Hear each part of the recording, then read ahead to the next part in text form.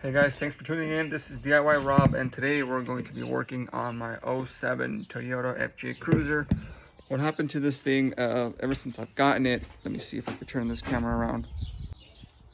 Ever since I've gotten this Toyota, I've really never had power steering on it. I just kind of live with it.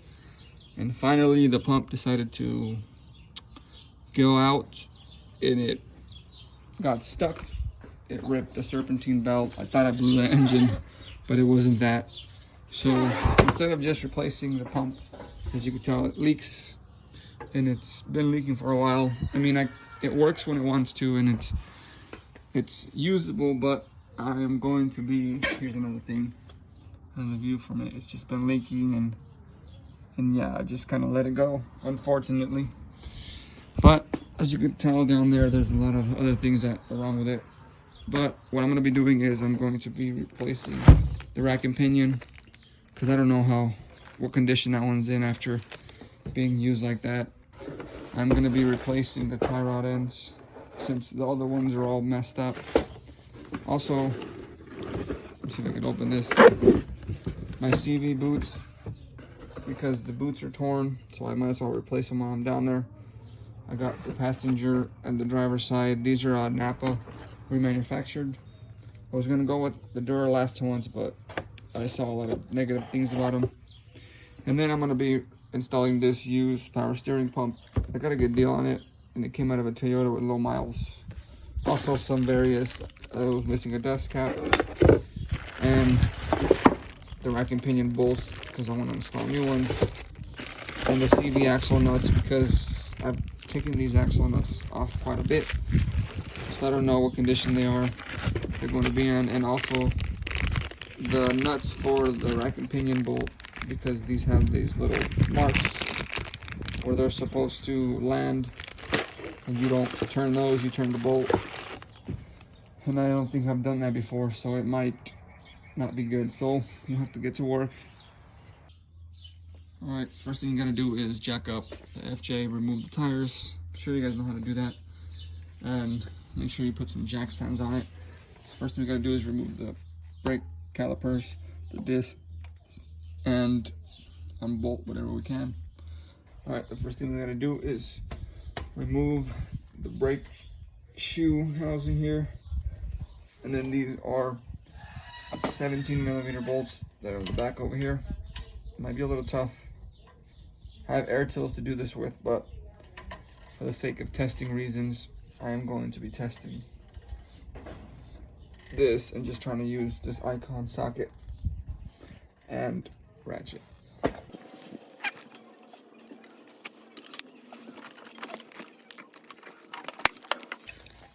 I know you're not supposed to put a breaker bar on this, but what the hell, we're just testing this. See if it holds up.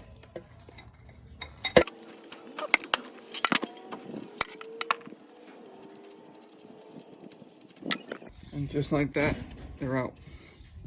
Then you want to remove this. It's 10mm bolt, and that'll let all this land loose. That way you can move it out of the way and strap it somewhere. So it's not a 10mm. I'm guessing it's a 12. Yep, 12mm. And once that's out, pull this off and get it out of the way. Alright, once you remove this, go ahead and pry this off and then tie it up somewhere with some zip ties or whatever you got. Also, I didn't mention, but the ABS sensor, whatever this is, wire, make sure you get out of the way too, because it's connected to the brake line.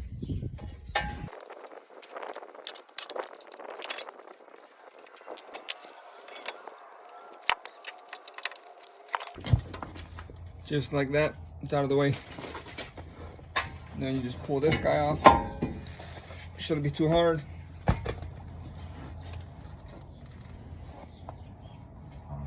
And then while you're here, you want to remove all this right here. There's supposed to be a dust cap here, but I'm missing it on this side. I have it, I'm gonna replace it. Remove this cotter pin, remove this, and then remove the nut. And then we should be ready to go. So first things first, we're gonna have to remove this tie rod end right here. Get that bolt off, get this pin out, and loosen it from right here. I'm gonna do that on both sides. All right, so this is a 19mm.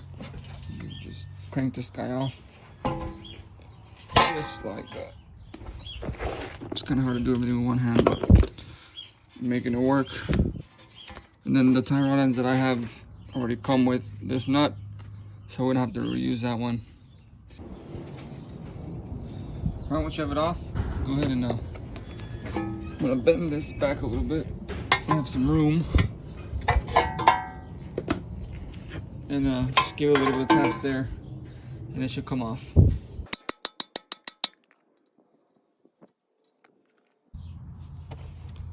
Okay, it's off now. So as you can see, this boot's all torn up. It's all nasty and loose as hell. So we're gonna have to repeat the same process on the other side. We won't take the brake caliper off the other side because I don't have the nut to take the whole assembly off, so we'll skip that for now, and we'll just focus on the power steering rack.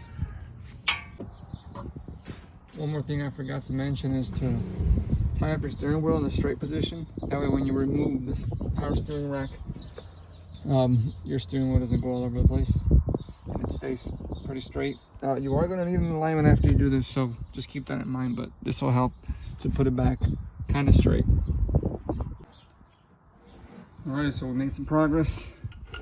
I was able to get the socket for that nut, so I'm gonna go ahead and take that off. But as I'm taking all this stuff apart, I'm noticing that I might need some more parts since I'm already here. So what I'm gonna do right now is take this off, release the CV axle. It's completely shot. And then these, I think these are the sway bar links. These are completely shot as well.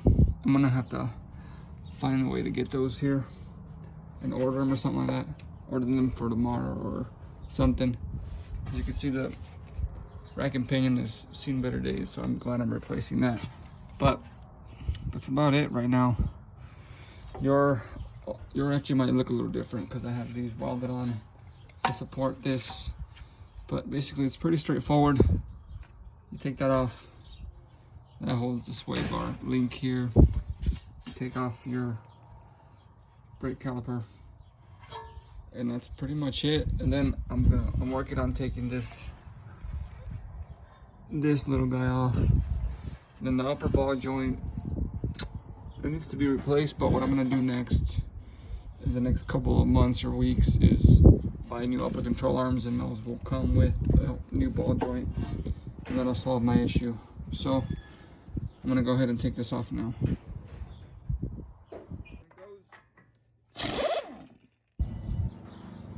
Alright, quick little update here, what I've done so far.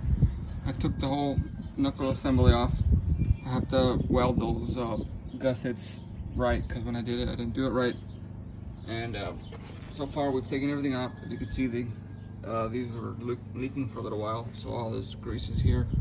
What I'm gonna do is I have to order these seals from the dealership. They're like 20 bucks each, not that bad, on both sides since I'm already here and I don't want it to leak again. So all this is taken apart. What I gotta do now is remove this power steering rack.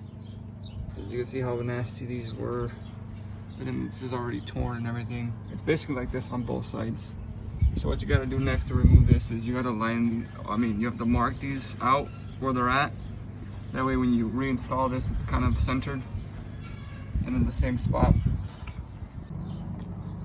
All right, one more update. So the power steering rack is out. There's two bolts that hold it in. One's, sorry, let me get this to focus. So one's over here, one's right there, I think, yeah, right there. They slide up. Mine was already backwards from the previous owner. So to get it out, what you gotta do is remove the AC compressor and just get it out of the way. That way it slides out.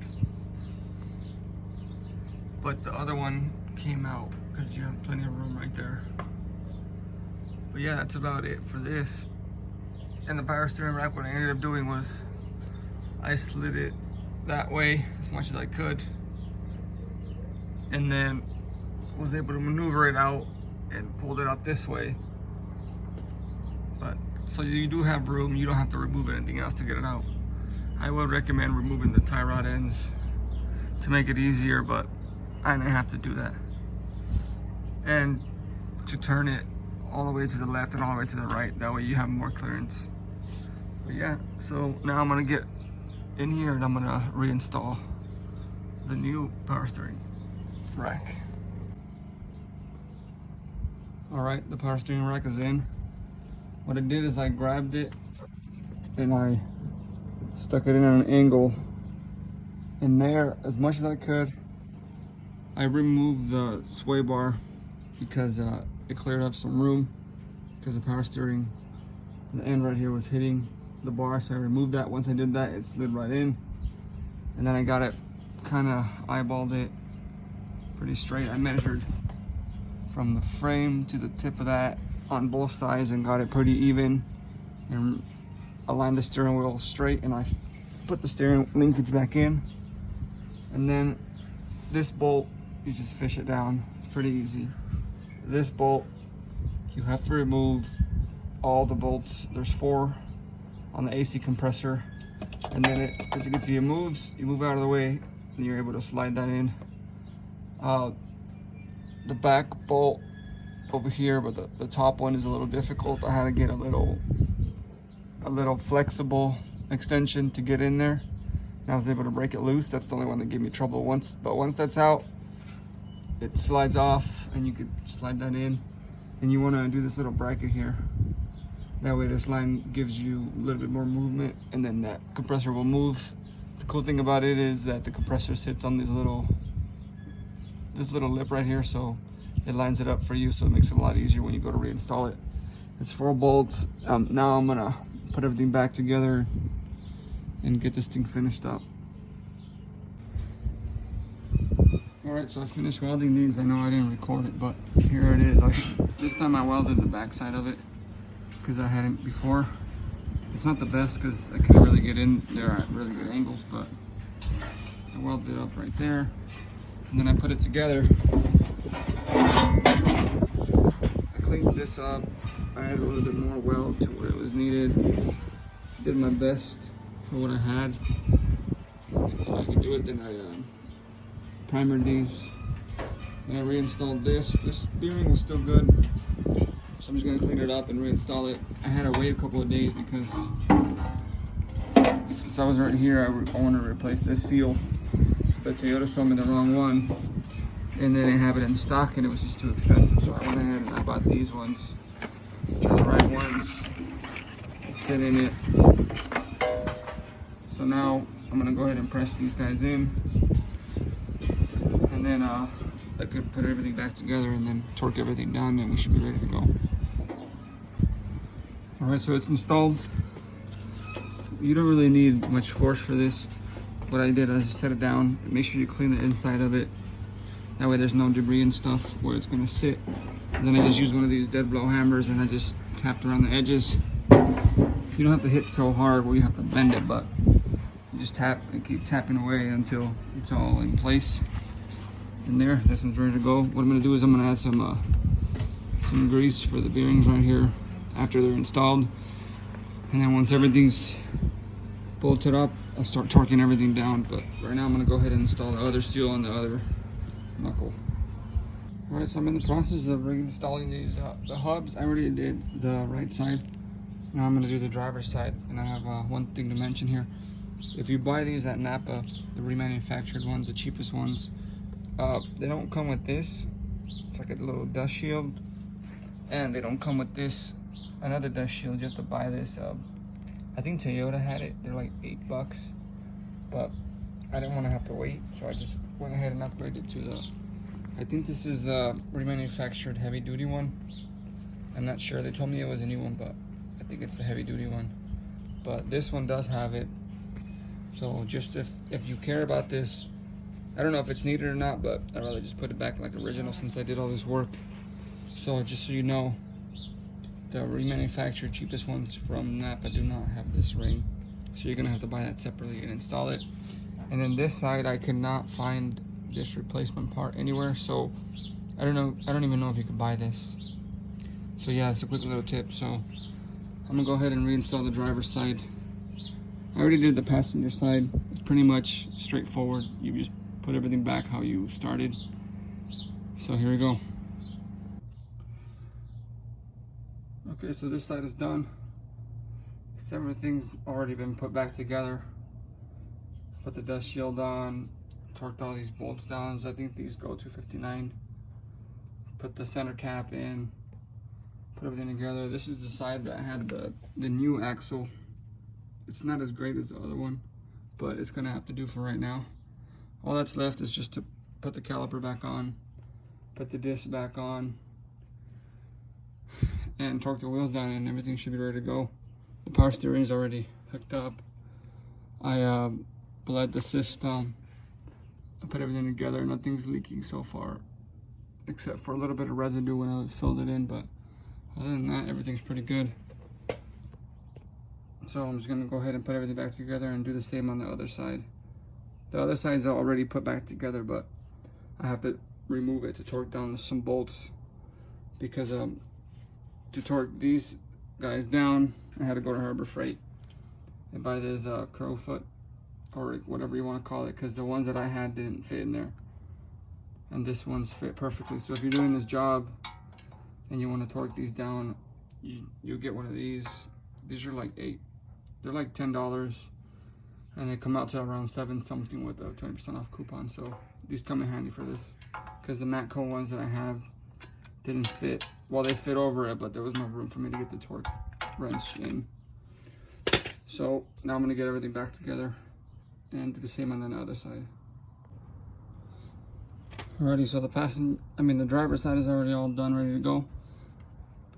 I put the rotors in, the caliper. When you're here, make sure this back shield doesn't hit this, because then you're gonna hear a really loud, annoying sound of metal just rubbing. So if it rubs a little bit, just bend it back.